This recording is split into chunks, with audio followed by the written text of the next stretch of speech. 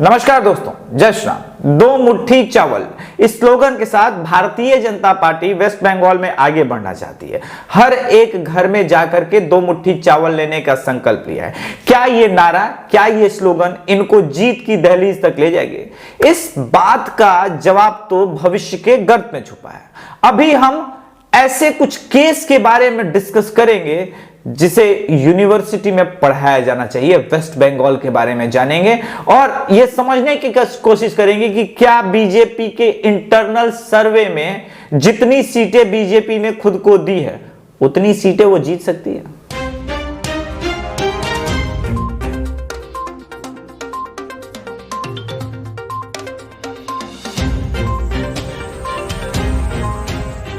ममता बनर्जी जब 2011 में वेस्ट बंगाल की चीफ मिनिस्टर बनी तो खूब जोर जोर से सिंगूर का आंदोलन चलाया। सिंगूर में टाटा की नैनो की फैक्ट्री उस वक्त बसने वाली थी। अच्छा, ये पूरा सिंगूर का केस मुझे लगता है कि 12-15 साल के लिए एक ड्राफ्ट करके और यूनिवर्सिटी में पढ़ाना चाहिए कि कैसे किसी जगह को हम बर्बाद कर सकते हैं। ये एकदम वेनेजुएला सी स्टोरी है, सुनिएगा। अब वहां के एक गोपाल नगर के नवकुमार केले कहते हैं कि जिन दिनों टाटा की फैक्ट्री बन रही थी और बनने की शुरुआत हो गई थी, उस वक्त मैं एक चाय दुकानदार था। दिन के 1500 से 2000 कप चाय बेचता था। यहां भीड़ रहती थी, पूरा खाने के होटल्स थे, इको इकोनॉमी सिस्टम जनरेट सा हो गया था। ममता बनर्जी सरकार के इस उद्योगपति और टाटा नैनो के प्लांट के विरोध में सिंगूर के लोगों ने साथ दिया। उसके बदले उन्हें 16 केजी चावल 2 रुपए प्रति दर से और 2000 रुपए मिलने लगे। आज स्थिति यह है कि अगर सरकार ये पैसा देना बंद कर दे तो लोग भुखमरी के कगार पे आ जाएंगे। क्यों?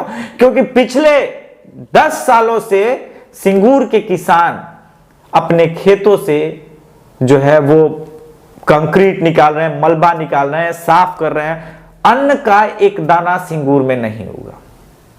आप जीडीपी चिल्लाते हैं ना दोस्तों, सोचिएगा। और ये लोग जो अंबानी, अडानी या फिर टाटा के विरोध में सिखाते हैं, करते क्या? तो सिंगूर में पूरा एक दशक, पूरा एक जनरेशन जब बर्बाद हो गया है तो ममता बनर्जी को होश आया है कि वहां एक इंडस्ट्रियल पार्क बनाना चाहिए। इस पे एक शेर याद आता है बिस्मिल साहब का कि मिट गया जब मिटने वाला फिर सलाम आया तो क्या। मिट गया जब मिटने वाला तो फिर सलाम आया तो क्या। दिल की बर्बादी के बाद उनका पयाम आया तो क्या। तो ये कुछ हाल है ममता बनर्जी का और ममता बनर्जी के थॉट प्रोसेस का। एक झटके में जहां पे हजारों हजार रोजगार अलग अलग तरह के पाए जा सकते थे, बनाए जा सकते थे, उसको तबाह और बर्बाद कर दिया। वहां का पूरा जनरेशन सोचिए तबाह और बर्बाद हो गया। नवकुमार केले आगे कहते हैं कि जिस प्रकार से ममता बनर्जी ने राजनीति की है वो बहुत ही गलत राजनीति है, देश को एक गलत दिशा पे लेके जाती है। हमें, हमारी टीम को काफी पढ़े लिखे लगे। फिर हमने आगे पूछा, नवकुमार केले जी ये बताइए ममता बनर्जी यहां किस प्रकार की राजनीति करती है? कास्ट है, रिलीजन है, क्या है?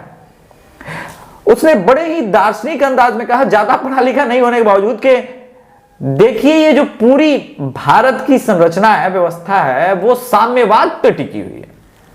ये मिक्स रूप है औद्योगिकीकरण का और साम्राज्यवाद का। यहां पे गरीब का भी ख्याल रखना और अमीर का भी ख्याल रखना और मिडिल क्लास का भी ख्याल रखना, जो कि आपका टैक्स पेयर है।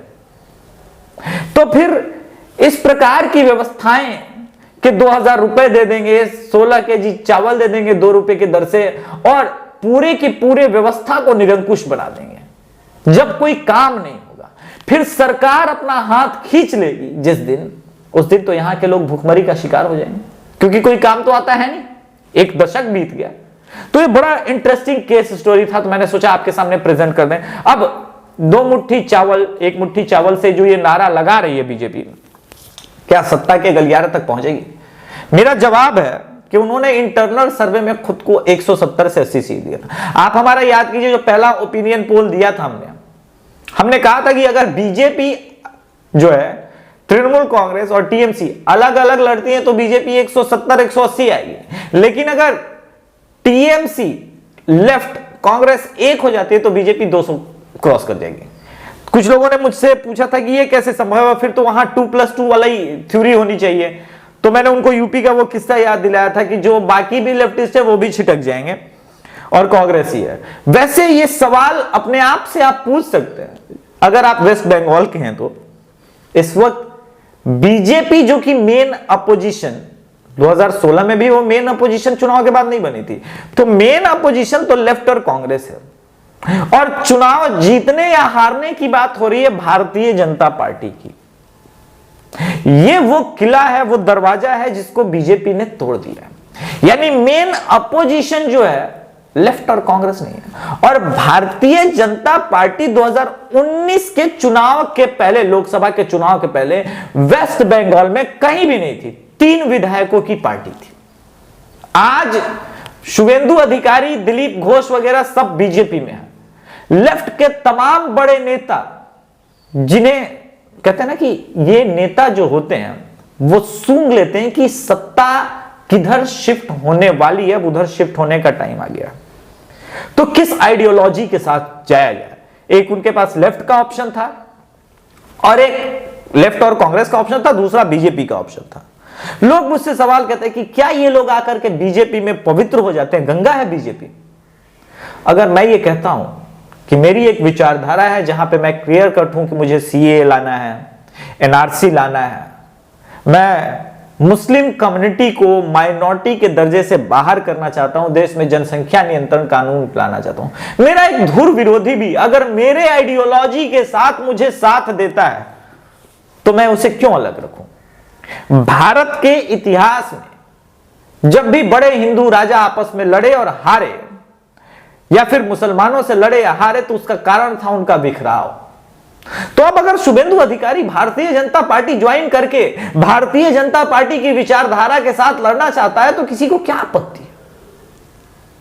यह सवाल अपने आप में सोचने वाली बात है। और दोस्तों, भारतीय जनता पार्टी 2021 विधानसभा चुनाव जानते हैं क्यों जीत रहे? ये जीतने के साथ देश और दुनिया देखेगी कि जो एक आज तक क्रिएट किया गया है इल्यूजन क्रिएट किया गया है कि बिना मुस्लिम वोट के भारत में कोई पार्टी नहीं जीत सकती। और वहां पे जहां पे मुसलमान 22% की आबादी में हो, 25% की आबादी में हो, वहां तो संभव ही नहीं है। खैर, टोटल वेस्ट बंगाल में 28% के आसपास मुसलमानों की आबादी है, 22 और 25% से कहीं ज्यादा। यानी ये डिसाइडिंग फैक्टर में नजर आते हैं, मगर सॉरी, सभी जगह पे नजर नहीं आते हैं। जहां 292 सीटों में लगभग 230 ऐसी सीटें हैं जहां पे हिंदू ही आज भी कैंडिडेट्स का फैसला करते हैं कौन जीतेगा कौन हारेगा। इसका एक और कारण है, मुसलमान हमेशा रहता भी जमात में ही है। तो जहां पे मुसलमानों की जनसंख्या बहुत ज्यादा, कहीं कुछ ज्यादा ही है, जैसे एक एग्जांपल आप मालदा टाउन का ले लीजिए। तो मालदा टाउन में अगर आप जाएंगे तो आबादी लगभग 50% है, पर आप जरा मालदा टाउन का रिजल्ट देखिए, वहां पे कांग्रेस जीती हुई है। मुर्शिदाबाद भी आपको उदाहरण लेना चाहिए, वहां भी कांग्रेस और लेफ्ट की गठबंधन जीती हुई है, यानी टीएमसी नहीं जीती है। यह बात समझना होगा। और अगर सारे मुसलमान टीएमसी को वोट कर भी दे, जो कि संभव नहीं लग रहा है, तो कहां जाके बीजेपी रुकेगी, ये अपने आप